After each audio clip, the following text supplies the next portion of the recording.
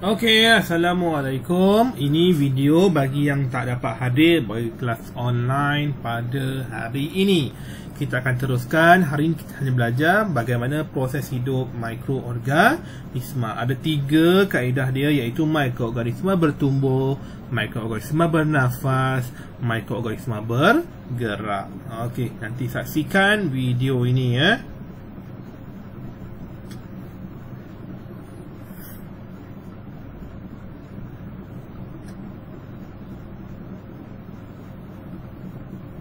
Jessie dan ibunya kembali ke rumah selepas menghabiskan hujung minggu yang panjang di luar bandar. Jessie berlari ke peti sejuk untuk mendapatkan air sejuk. Oh tidak! Jessie terkejut apabila mendapati peti sejuk tersebut tidak sejuk. Terdapat juga bau yang kurang enak. Nampaknya peti sejuk tidak berfungsi sepanjang hujung minggu lalu. Jessie mengeluarkan roti yang telah berkulapuk. Buah-buahan juga telah dirosakkan oleh kulapuk. Makanan di dalam peti sejuk sudah tidak segar lagi. Oleh itu, Jessie dan ibunya membersihkan peti sejuk tersebut. Jessie dan ibunya membasuh tangan mereka dengan serta-merta selepas membersihkan peti sejuk. Benda hidup seperti manusia dan tumbuh-tumbuhan menjadi lebih besar dan lebih tinggi apabila bertumbuh. Namun, apabila mikroorganisma bertumbuh, mikroorganisma bertambah dalam bilangan seperti apabila mikroorganisma bertumbuh pada keju yang dibuang oleh Jessie. Untuk menumbuhkan mikroorganisma, keadaan yang sesuai diperlukan. Ketika peti sejuk tidak berfungsi, keadaan di dalam peti sejuk menjadi sesuai untuk kulapuk bertumbuh. Kulapuk bertumbuh kerana terdapat nutrien dan air daripada roti. Suhu peti sejuk juga tidak sejuk. Keadaan-keadaan ini menggalakkan pertumbuhan kulapuk. Kulapuk roti, fungi, adalah contoh biasa untuk memerhatikan pertumbuhan mikroorganisma.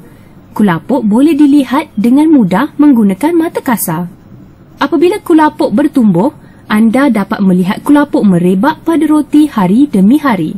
Warna kulapuk juga berubah dari warna yang cerah kepada warna yang lebih gelap apabila kulapuk menjadi semakin matang.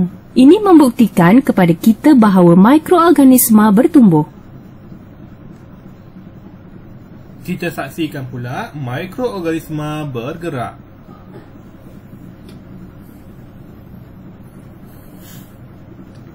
Eddie dan Michael ingin menyiasat sama ada mikroorganisma boleh bergerak.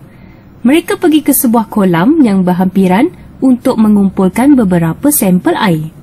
Eddie mencabar Michael untuk berjalan dengan lebih pantas. Mikroorganisma tidak mempunyai kaki. Eddie bertanya, bolehkah mikroorganisma bergerak? Jawab Michael, semua benda hidup bergerak dan kebanyakannya bergerak sendiri. Mikroorganisma boleh bergerak tetapi bukan dalam cara yang sama seperti manusia, haiwan atau tumbuh-tumbuhan.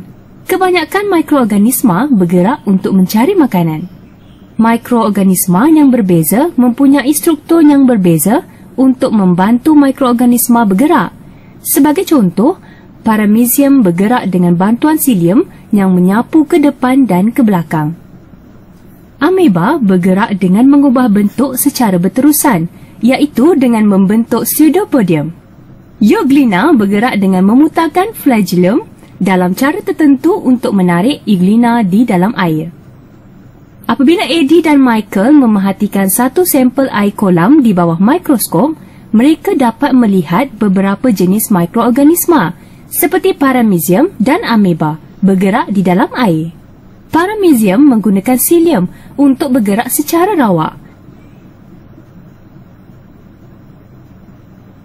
Ameba pula bergerak dengan mengubah bentuk.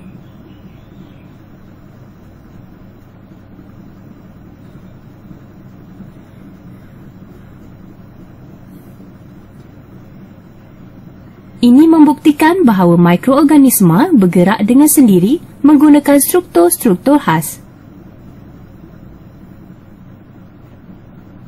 Mikroorganisma bernafas.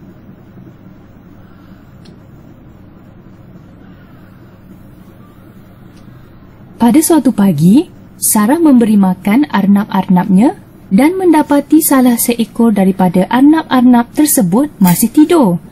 Arnab tersebut tidak bergerak mahupun bernafas. Sarah menyedari bahawa arnab tersebut sudah tidak bernyawa lagi. Bernafas adalah salah satu daripada ciri-ciri utama benda hidup. Semua benda hidup memerlukan oksigen di dalam udara untuk hidup. Bernafas adalah proses menyedot oksigen ke dalam peparu anda dan kemudian menyingkirkan karbon dioksida. Semua benda hidup seperti manusia, haiwan dan tumbuh-tumbuhan bernafas. Bagaimana pula dengan organisma-organisma yang sangat kecil seperti mikroorganisma? Adakah mikroorganisma bernafas juga? Kita boleh ketahui di kedai roti di sebelah rumah. Pernahkah anda ke kedai roti? Adakah anda tahu pembuat roti memulakan kerja di awal pagi kerana dia memerlukan masa yang lebih untuk menyediakan dough? Roti dibuat menggunakan yeast. Yeast adalah suatu mikroorganisma. Yeast juga bernafas dengan mengambil oksigen dan membebaskan karbon dioksida. Yeast memerlukan gula sebagai makanan. Untuk membuat roti, yeast ditambahkan kepada dough.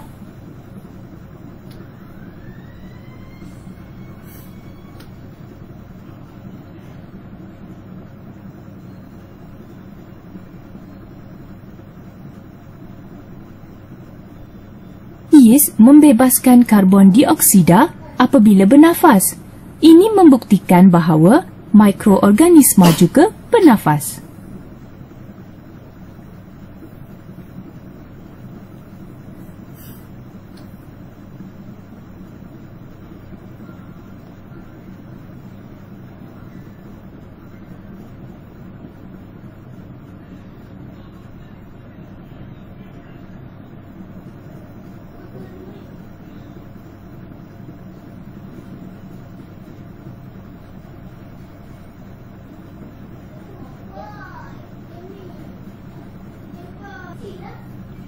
Jadi hari ini itu saja yang kita belajar.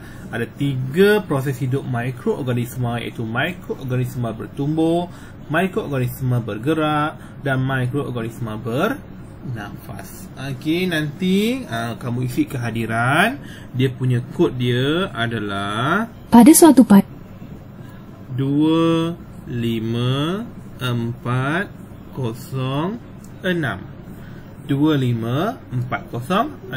Nanti dekat situ kamu boleh submit nama kamu. Kemudian bila dah submit, kamu boleh main game macam itu. Okey, itu saja dari cikgu. Assalamualaikum. Terima kasih.